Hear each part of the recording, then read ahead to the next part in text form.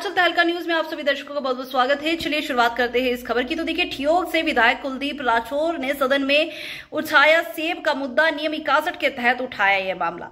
देखिए, कुलदीप राठौर ने सदन में कहा कि किलो के हिसाब से सेब खरीदने का फैसला सही है, लेकिन पूरी तरह लागू नहीं हो पाया है।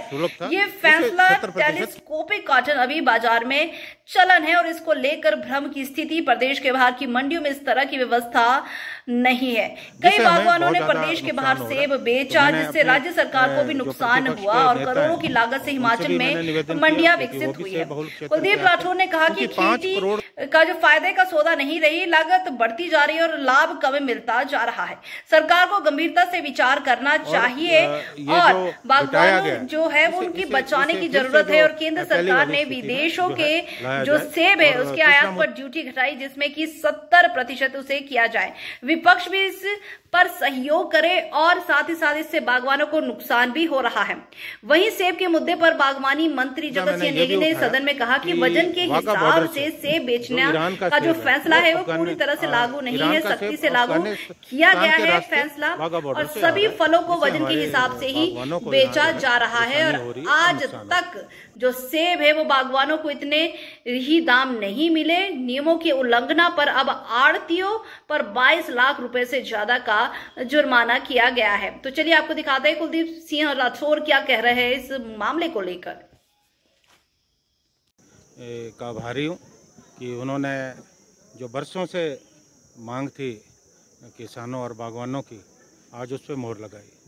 मैंने पिछले कल सरकार से प्रश्न पूछा था कि यूनिवर्सल कॉटन कब से शुरू कर रहे हैं। यहाँ मैं ये कहना चाहूँगा कि पिछले साल सरकार ने निर्णय लिया कि सेब जो है किलो के हिसाब से बिकना चाहिए। हालांकि बहुत अच्छा ये निर्णय था, लेकिन इस वर्ष जो है समस्या आई, क्योंकि टेलीस्कोपिक कॉटन था, उसमें हम जो है पूरी तरह से इस नियम को लागू नहीं कर पा रहे थे। सरकार ने 24 किलो की भी अधिसूचना जारी की, लेकिन थोड़ी भ्रम की स्थिति जो है किसानों, बागवानों और व्यापारियों में बनी रही और उससे मुझे लगता है थोड़ा नुकसान भी हुआ, क्योंकि ऐसी स्थिति में हमारे बागवानों ने प्रदेश के बाहर का रुख जो है किया, क्योंकि वहाँ ये नियम लागू नहीं है।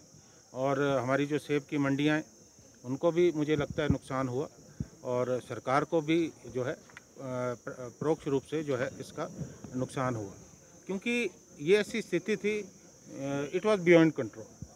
तो क्योंकि टेलीस्कोपिक कॉटन में तो आप 30-30 किलो, 32-32 किलो भर सकते हैं, और कई बार ये होता है कि जब हम ज़्यादा सेब भरते हैं तो उसमें उच्च गुणवत्ता का सेब नहीं आता, मिक्सिंग हो जाती है।